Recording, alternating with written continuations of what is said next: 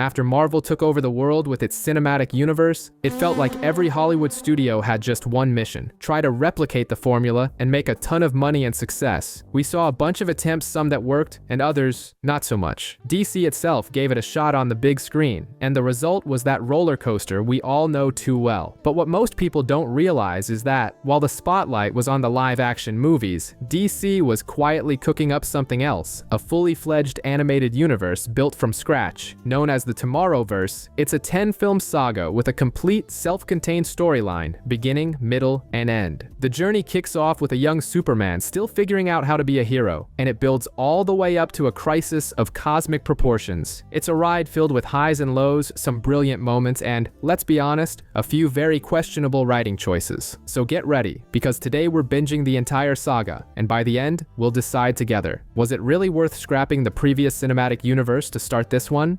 The story kicks off with a bang. The planet Krypton is about to go kaboom, and baby Kal-El is sent to Earth. Here, he's adopted by farmers Jonathan and Martha Kent and becomes our Clark. Years later, Clark is an intern at the Daily Planet, who, in his spare time, acts as an anonymous hero known as the Flying Man. He's sent to cover a LexCorp rocket launch, but reporter Lois Lane blows the whistle, exposing that the rocket from Lex Luthor, the classic evil CEO, was actually meant to destroy Metropolis. Luthor ends up arrested. Meanwhile, Clark befriends Rudy Jones, a janitor at Star Labs who tells him about secret alien experiments. Suddenly, the rocket veers off course towards Metropolis, and Clark has to spring into action to stop it, unaware that a mysterious figure in a trench coat is watching him. Soon after, an alien bounty hunter named Lobo shows up to collect the bounty on Clark, the last Kryptonian. I'm a Kryptonian. You're the Kryptonian. The brawl spills over into Star Labs, where Rudy is caught in the crossfire and merges with some bizarre substances. The man in the trench coat reveals himself. He's a Martian. He distracts Lobo, giving Clark time to recharge with sunlight and defeat the hunter. You were right. This was the fun way.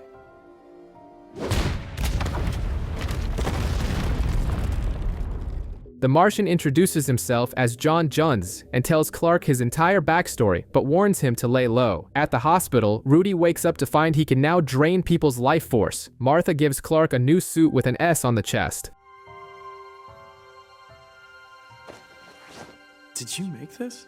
From the only fabric I know that's been to outer space. Superman is born. Rudy, now transformed into a parasitic creature, attacks Star Labs, accidentally frees Lobo, and starts wreaking havoc across Metropolis. Superman and John try to stop him, but the parasite drains their powers and kills John. Powerless, Superman turns to the imprisoned Luthor for help. Watching the security footage, they discover that Parasite absorbed Superman's powers, and therefore his weaknesses. In a twist, Luthor reveals he now owns Star Labs and has hired Lobo. The plan is to lure Parasite to a power plant and use a kryptonite ring. The plan fails. Lobo tries to blow himself up with the monster, and Luthor uses a rifle to take the villain down. Luthor attempts to betray Superman, but John, who is only faking his death, shows up to stop him.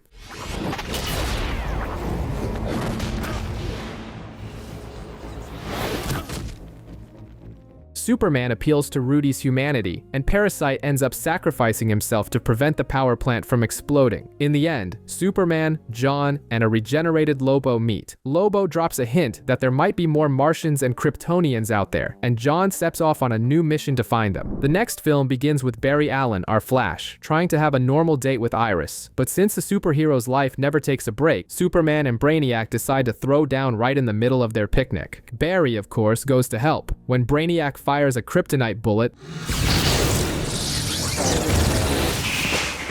Flash runs so fast to catch it that he enters the Speed Force for the first time.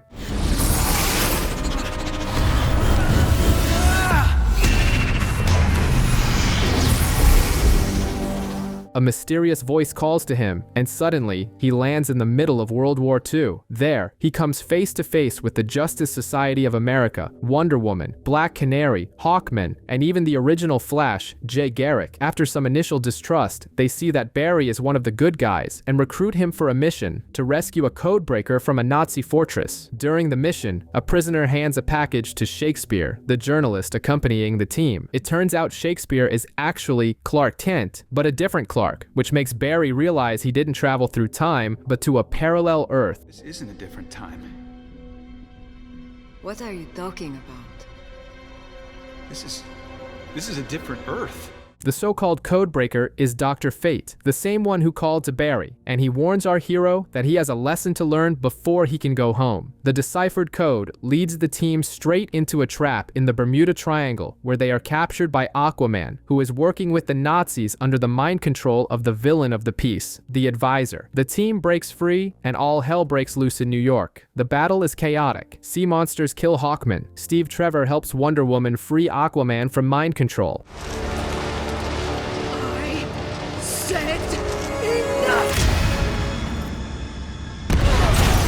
And this Earth's Clark finally dons the suit and becomes Superman to stop an air raid. Before dying, Steve proposes to Diana. Barry says his goodbyes, receiving Steve's ring as a gift and a piece of advice: don't wait for tomorrow. Back on his own Earth, he defeats Brainiac and, having learned his lesson, finally proposes to Iris. The third film begins on Halloween, when Johnny Vitti, nephew of mob boss Carmine the Roman Falcone, is murdered. The mysterious killer leaves a jack-o'-lantern at the crime scene, like a grim calling card. Since Vitti was about to rat out his uncle, the police, led by James Gordon, point the finger at the Roman himself. To solve the case, he calls in the dynamic duo, District Attorney Harvey Dent and Batman. Catwoman, always showing up at the right time, leads Batman to Falcone's cash stash. Harvey Dent joins them, and after a coin toss, decides the best option isn't to seize the money, but to burn it all.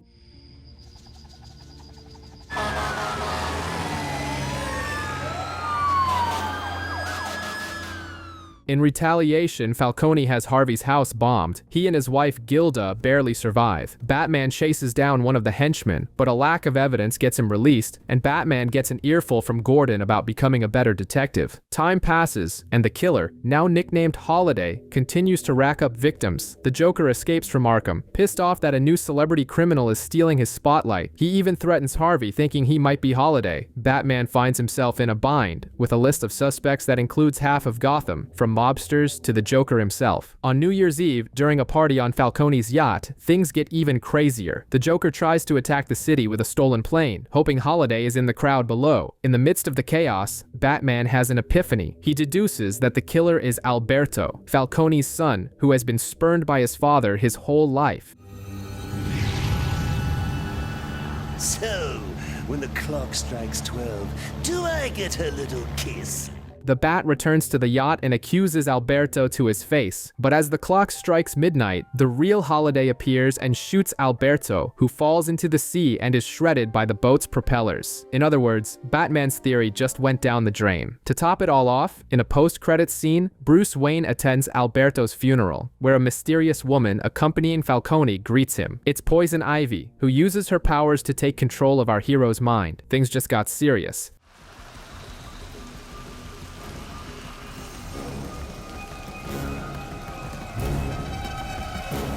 3 months have passed, and the Holiday Killer continues his killing spree, targeting the Falcone and Maroni families. Meanwhile, Bruce Wayne has become Poison Ivy's personal ATM, signing over his assets to Falcone under her spell. Luckily, Catwoman shows up in the nick of time, knocks out the villainess, and saves Bruce from financial ruin. Alfred, ever the employee of the month, calls the police and lawyers to clean up the mess. Batman's life isn't getting any easier. Scarecrow escapes from Arkham and injects the Bat with a massive dose of fear toxin, making him relive his parents' death. Once again, Catwoman finds him and takes him home. To make matters worse, the police begin investigating the Wayne family's connection to Falcone, and Bruce recalls a time when his father saved the mob boss's life. But the real drama is the downfall of Harvey Dent. After mobster Maroni throws acid in his face in the middle of the courtroom, Harvey snaps. He escapes from the hospital, kills a few henchmen, and ends up in the sewers, where he finds a new best friend, Solomon Grundy. Two-Face is born.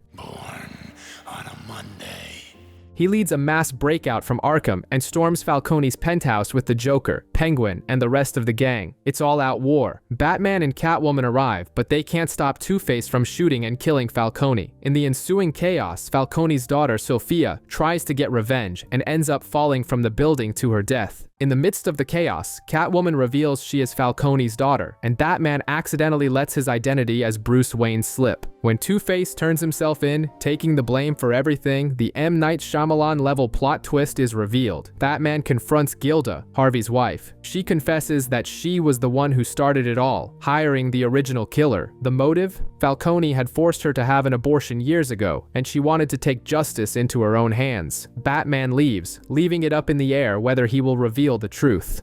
Here we meet John Stewart, a veteran Marine haunted by the ghosts of war, but still trying to do the right thing. He sees some bullies harassing a homeless man and, without a second thought, jumps in to defend him. The police arrive but let John go because he's a veteran. Later, things get weird. A spaceship crashes near his house. John runs to help and finds a blue alien who dies in front of him, but not before saying he was looking for him.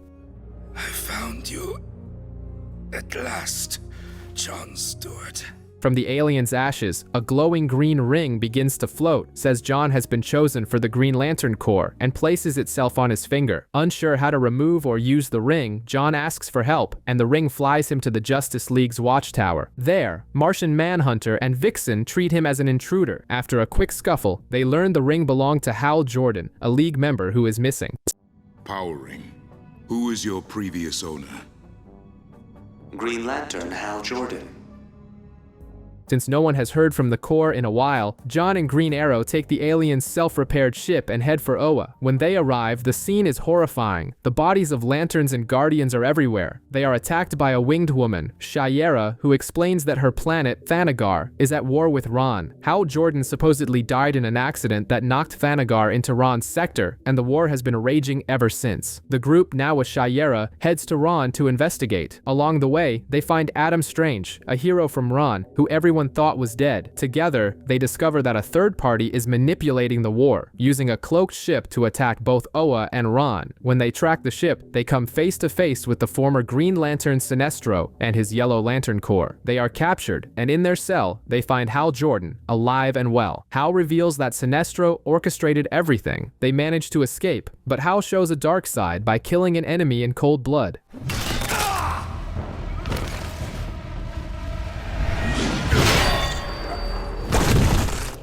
The final showdown takes place on Ron. While John fights and kills Sinestro, Hal betrays everyone. The truth comes out. Hal has been possessed by the entity Parallax, became Sinestro's master, destroyed Oa, and now wants to reset the universe, starting with Ron and Thanagar. John faces Hal in an insane duel. Beware my power.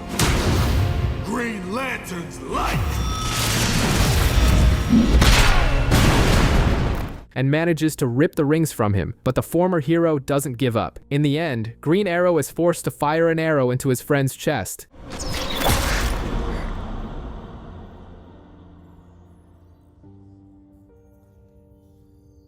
Killing both Hal and Parallax. To save Thanagar, Adam Strange sacrifices himself to divert a super cannon. For you, Alana.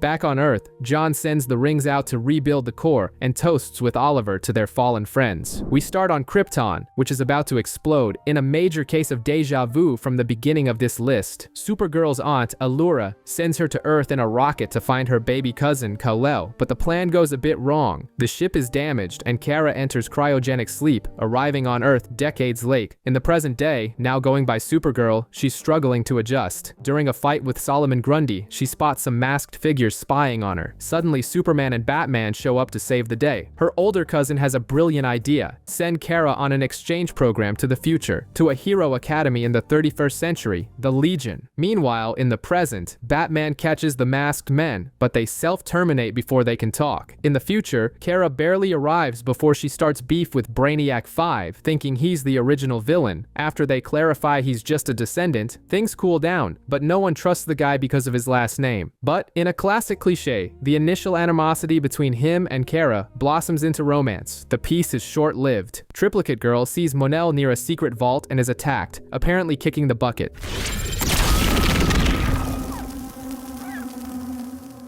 The blame falls squarely on Brainiac 5, who was investigating an organization called the Dark Circle. Only Kara believes him and helps him escape. They discover the Circle is after the Miracle Machine, an artifact that can rewrite reality. They go after the machine with Mon-El, but then comes the plot twist. Mon-El is the traitor. He stabs Kara with kryptonite and summons the Dark Circle.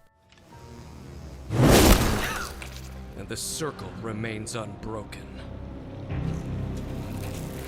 The leader reveals himself. It's the original Brainiac who used his descendant to get a new body on the machine. But just when all seems lost, Triplicate Girl, who had only lost one of her 3 selves, and other students rescue the team. While the students distract the villains, Kara and Brainiac 5 confront the big boss. Brainiac 5 manages to make the villain's body self-destruct.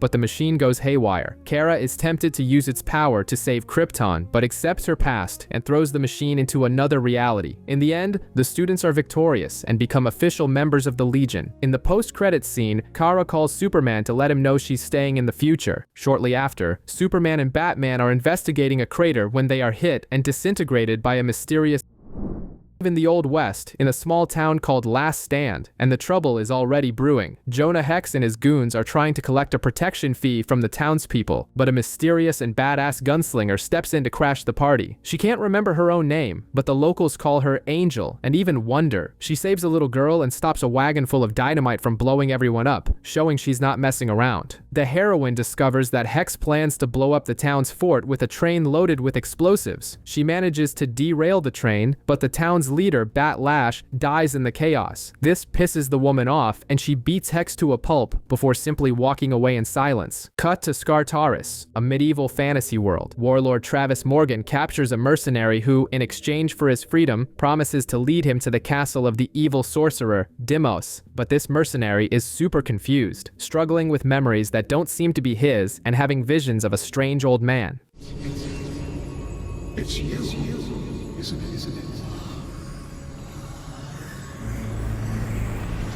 At the castle, they confront Demos, and an enslaved woman there finds a golden lasso. The mercenary and the woman with the lasso realize they don't belong in this place and jump through a portal to find their way home. Then the scene shifts again to a 1950s vibe, with federal agent Clark Kent and police officer Bruce Wayne investigating a UFO crash. They find Diana Prince in a diner, and the 3 of them start hearing music that no one else can. And would you turn that damn jukebox off? But it is off. Suddenly, everyone in the diner reveals themselves to be white Martians. He's not human. Holy shit! None of them are human! Kent, run! The trio flees to the UFO and frees a green Martian, who finally explains everything. They are on an artificial planet called Warworld, a prison that feeds on the violence of its prisoners. Their adventures were just illusions created by the Martian, John Jones, who was trying to guide them back to reality. The mastermind behind it all is Mongol, but Lobo, who was working for him, decides to betray his boss for a change. Superman, Batman, and Wonder Woman get their suits back and jump into the fray. To end the party, John merges with a white Martian to retrieve the 2 halves of a key from their DNA and activates the planet's self-destruct sequence. A mysterious woman saves the trio at the last second and drops a bombshell. The destruction of Warworld is nothing compared to the crisis that is coming. That is nothing compared to the crisis that is to come. Barry Allen is having some crazy time travel trips, reliving key moments of his life. In one of these trips, he remembers a showdown with Amazo, a powerhouse robot that nearly took out Superman. This whole mess gives Barry the idea to form a team, and thus the Justice League is born. But at the inauguration of their headquarters, Amazo shows up again. It turns out Lex Luthor altered his programming to kill anyone who isn't human. Ties integration of Superman's energy. Sensors indicate Superman's vital signs are precarious. The League can't beat the robot, which simply copies everyone's powers. Flash goes after Amazo's creator, Dr. Ivo, who is aging rapidly, and made a deal with Luthor in hopes of a cure. Full of regret, Ivo sacrifices himself to shut down Amazo. Batman, nobody's fool, figures out that Luthor himself gave the scientist the disease. Would contract that syndrome. The likelihood is far greater that you infected Professor Ivo. Upon hearing this, Amazo turns on Luther and hands him over to the police before shutting down. Out of nowhere, Barry is sent to Earth 3, a parallel universe where he's captured by the crime syndicate, an evil version of the Justice League. They discover the existence of other universes and immediately start planning a multiversal conquest. But their plan goes up in smoke when a wave of antimatter simply erases Earth 3 from existence. Barry's doppelganger, Johnny Quick, sacrifices himself so Barry can use the Speed Force to get out of there before everything explodes. Cut to Barry and Iris's wedding. Everything's perfect, until Harbinger appears and recruits Barry and a bunch of others to a space station packed with heroes from various Earths. There, the Monitor, an ancient being, explains that the antimatter wave is destroying universes, and their only chance is to create vibrational towers. Inspired by his time travels, Barry comes up with the idea to make the plan work. Harbinger reveals herself to be Supergirl, and a council of geniuses is formed to coordinate everything. But the wave arrives sooner than expected. Barry uses his powers to slow down time just for himself and Iris. The two grow old together, building the Earth 1 tower with Amazo's help. As soon as they finish, Iris, now elderly, passes away. Iris, please. You can't leave me. It's not for long. Barry, also old, activates the network, saving the universes, but the energy disintegrates him. The Spectre appears and blames him for the crisis. Barry vanishes, and on the station, Supergirl realizes history has been altered when she sees her friends from the Legion of Superheroes disappear because their future simply ceased to exist. And with a broken heart, we go back a bit in time. Remember the destruction of Krypton? Well, Kara's ship didn't go straight to Earth. It crashed into the Monitor's satellite. He rescued the girl but pulled an Uncle Ben and hid the truth about her planet, since she had lost her memory. Eventually, Kara finds the ship, learns everything, and gets pissed. She discovers her cousin Kal-El is alive and takes off to find him. The Monitor, who never stopped watching her, shows up later and offers her an upgrade, turning her into Harbinger to help gather the heroes. Speaking of recruitment, we have Psycho Pirate. This nutjob interrogated Earth 2's Dr. Fate, who, for whatever reason, thought he'd be important in the crisis, and gave him the power to travel between universes. After failing at various world domination schemes and running from the Flash, he ends up being recruited by Harbinger. Back in the present, the crisis is in full swing. It's not one antimatter wave, it's several. The heroes protect a series of vibrational towers, and to keep the public calm, they use Psycho Pirate to broadcast a everything's fine vibe to everyone. But the guy can't handle the pressure and asks the Monitor for more power.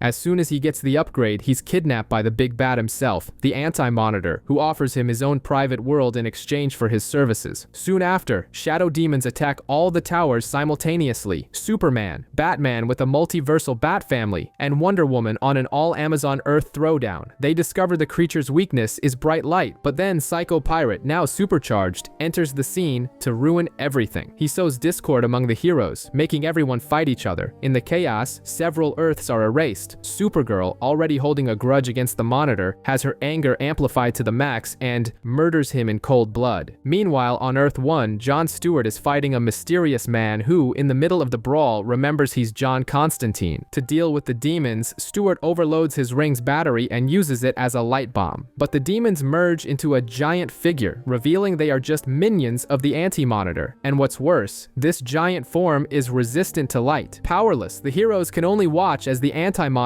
prepares to wipe Earth 1 off the map. The Monitor kicks the bucket, but before he goes, he releases a cosmic energy that basically shoves the surviving Earths into a sandwich dimension between universes.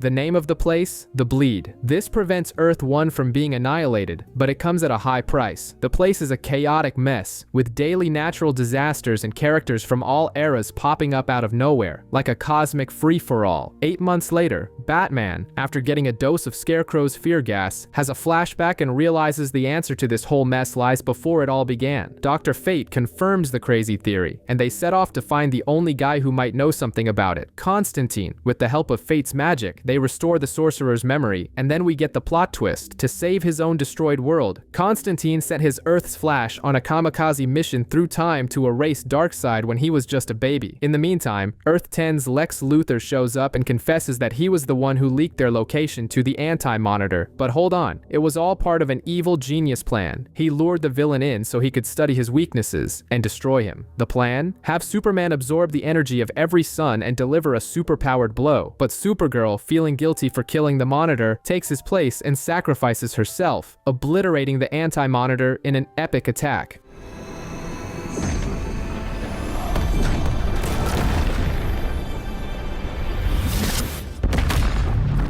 With the villain out of the picture, Batman explains the true origin of the crisis. Killing Darkseid, who was a fixed point in time, was like pulling the wrong Jenga piece. Reality split in two, then into infinite pieces, and the Anti-Monitor is nothing more than the universe's antivirus trying to delete the duplicates. The final solution? Use the Miracle Machine to merge everything into a single monoverse. Wonder Woman sacrifices herself to provide the necessary energy. Almost everyone enters the new reality, except for the Question, who thinks it's all a sham, and Constantine, who, instead of accepting the Spectre's forgiveness, decides to follow the cosmic being to an unknown fate. To wrap it up, we see a young Diana being warned by her mother that, in this new world, not even princesses are immortal.